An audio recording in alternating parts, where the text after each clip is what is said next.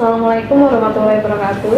Kami dari kelompok 5 yang beranggotakan saya Sultina Brasileirianti, NIM 2061300. Saya Belia Putri Indra dan Alfikro dengan NIM 2061340 Saya Serina Ali Astina dengan NIM 2061248 akan mempresentasikan hasil dari diskusi kelompok kami, yaitu tentang bagaimana pengusaha sosial mengidentifikasi dan mengevaluasi peluang.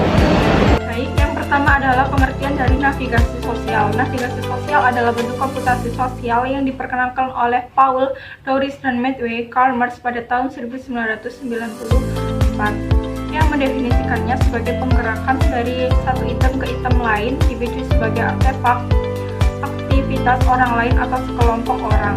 Menurut penelitian selanjutnya, pada tahun 2002, navigasi sosial mengeksploitasi sumber informasi untuk memandu pengguna di ruang informasi dan menjadi lebih sulit untuk menavigasi dan mencari secara efisien dengan semua informasi digital yang tersedia dari World Wide Web dan sumber lainnya.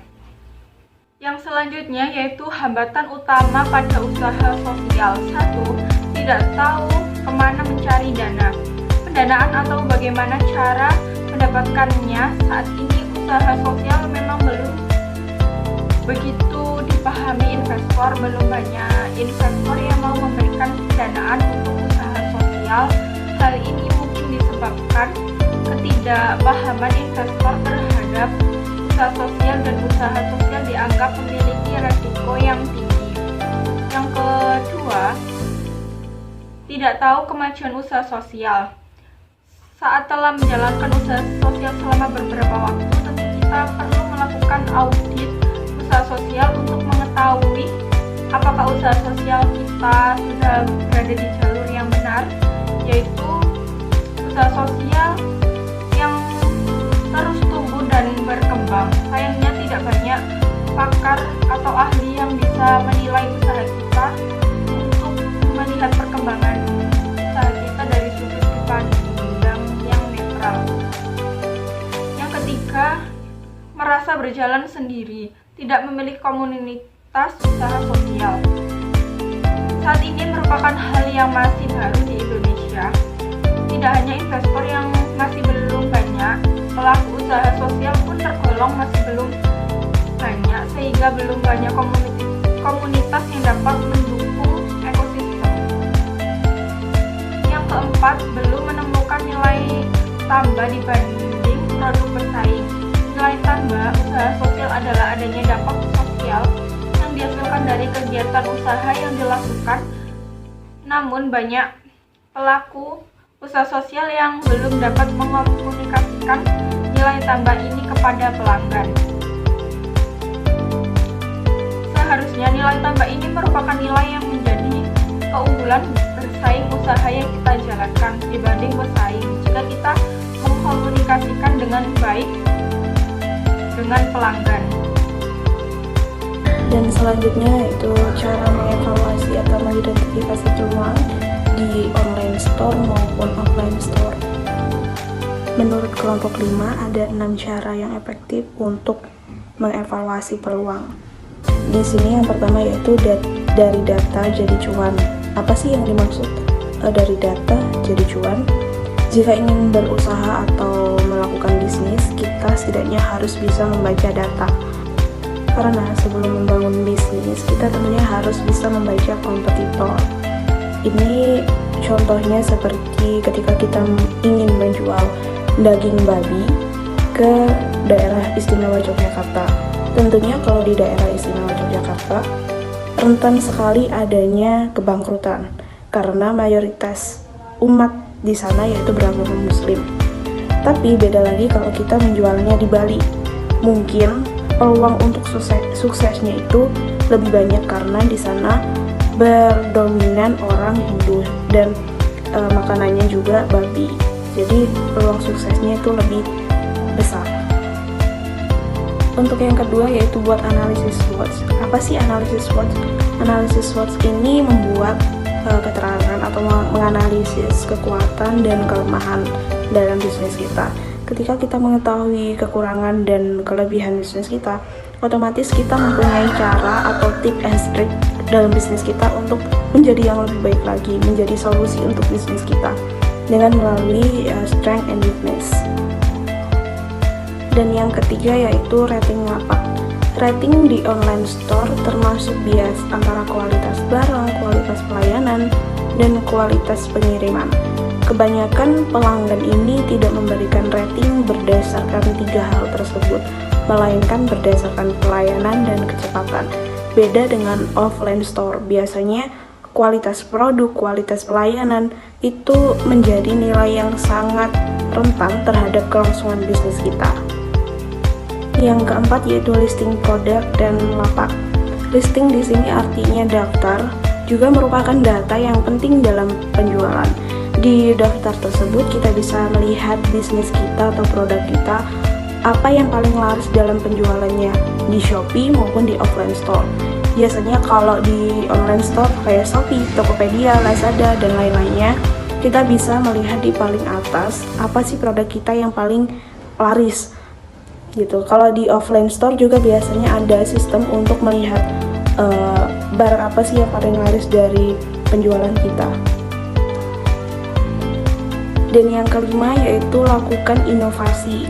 Inovasi di sini merupakan hal yang paling penting dalam menjalankan sebuah bisnis, karena inovasi ini bisa berupa perbaikan, pembaruan, dan pemecahan masalah yang sedang dihadapi dalam berbisnis.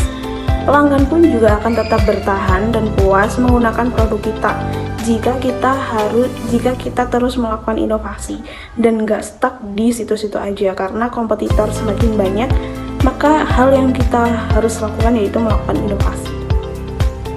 Dan yang terakhir yaitu meminta kritik dan saran. Dari hasil evaluasi tersebut, dari hasil kritik dan saran yang telah diberikan oleh konsumen maupun pegawai maupun orang yang belum membeli produk dari kita, itu bisa mengetahui kekurangan dari bisnis kita serta mencari solusinya. Evaluasi ini juga harus dilakukan berdasarkan fakta supaya kamu bisa memberikan solusi yang realistis bagi bisnis kita sendiri. Berdasarkan 6 identifikasi peluang atau evaluasi peluang yang kelompok 5 lakukan, maka dari itu kami memutuskan untuk berbisnis hampers. Di sini hampers yang berisikan hijab, scrunchie, snack, atau manik-manik lainnya. Kita memilih ini karena yang pertama yaitu banyaknya peminat dari konsumen. Konsumen di sini tidak ada kalangan maupun batas usia yang menggunakan produk hampers ini, karena berbagai usia pun bisa juga beli atau menikmati hampers ini untuk acara-acara tertentu seperti ulang tahun, kado graduation, atau kado-kado yang lainnya juga. Yang kedua yaitu effortless. Kenapa? Karena di sini kita berbisnis hampers bekerja sama dengan UMKM yang ada. Di sini kita tidak membuat sendiri seperti ini. Paket A itu ada hijab, scrunchie, dan juga satu snack. Semua produk yang ada dalam satu paket tersebut kita tidak membuat sendiri. Artinya kita di sini bekerja sama dengan UMKM yang ada, yang menjual hijab, yang menjual scrunchie maupun snack.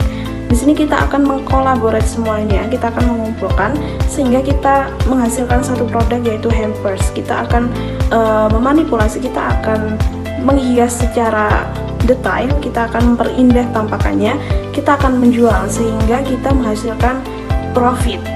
Dan tentunya profit ini tidak untuk kita sendiri, tentunya juga berprofit kepada UMKM yang ada. Dan yang ketiga yaitu harga terjangkau di pasaran. Di pasaran umumnya harga paket yang termurah sekitar 30-35. Itu ada beberapa kondimen yang ada di dalamnya seperti hijab, terus snack, dan juga scrunchie. Dan juga ada free gift dari kita yaitu greeting card. Harga terjangkau ini tentunya sangat menguntungkan bagi kita maupun UMKM yang kita ajak kerjasama, karena dengan harga yang terjangkau kita bisa meng-create hasil yang maksimal sehingga menghasilkan profit yang maksimal juga. Dan yang keempat yaitu barang kita bisa dikirim di seluruh Indonesia maupun luar negeri. karena barang kita packingnya juga relatif mudah dan juga tidak memakan tempat yang banyak sehingga murah di ongkir. Oke, yang selanjutnya yaitu saya akan menjelaskan analisis kekuatan dan kelemahan. Kekuatan yaitu yang pertama, kualitas produk bagus dan terlihat eksklusif.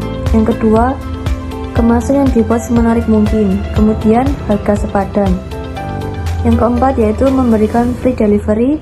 Dan yang terakhir yaitu produk dapat custom sesuai dengan permintaan. Selanjutnya yaitu kelemahannya. Yang pertama yaitu tergantung pada momen. Hal inilah yang membuat bisnis hampers mengalami pasang surut, karena pesanan tidak selalu datang setiap hari. Usaha tersebut sangat bergantung pada momen di mana orang-orang sering memberikan bingkisan kepada orang lain, seperti saat Hari Raya Idul Fitri, menjelang bulan Ramadan, atau hari-hari besar Natal, Imlek, dan lainnya. Yaitu yang kedua, membutuhkan kreativitas tinggi. Tidak seperti bisnis lainnya, hampers sangat memerlukan peran orang-orang yang unggul dalam kreativitas. Karena yang dijual bukan produknya saja, tapi lebih kepada visual. Pelaku usaha tersebut harus bisa memutar ide, menyusun jenis-jenis hampers dengan tampilan yang estetik. Selain itu, juga sesuai dengan permintaan pelanggan.